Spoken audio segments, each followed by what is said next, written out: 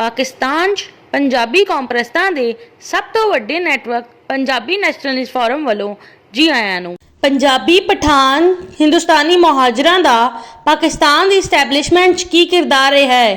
Establishment तो मुराद रियासत दी खारजी दिफाई ते दाखिली पॉलिसी बनाने वाले इदारे हुंदे ने। इस्टैबलिशमेंट दी बनाई गई पॉलिसी ते लैजिस्लेटिव कानून साजी करदे ने ते एग्जैक्टिव अमल करवाते हैं। इस्टैबलिशमेंट का किरदार इक्को जिहा नहीं रहा करता।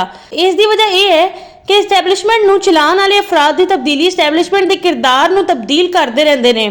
इसलिए असल किरदार इस्टैबलिशमेंट का नहीं बल्कि इस्टैबलिशमेंट ते कंट्रोल वाले अफराद का हुंदा है।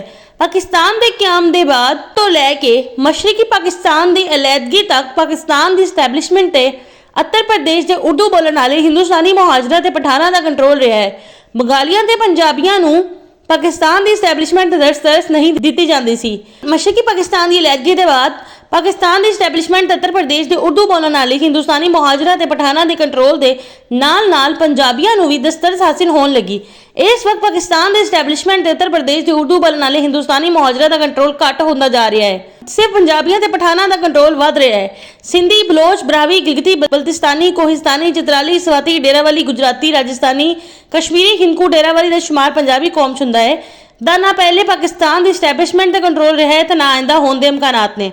इसलिए इस्टैबलिशमेंट के कारनामिਆਂ का जिक्र करते वेले ये वजाहत भी की जानी चाहिए है कि किहड़ी establishment, Punjabi establishment, Pathan establishment, Urdu बोलने वाले हिंदुस्तानी मुहाजरा की इस्टैबलिशमेंट।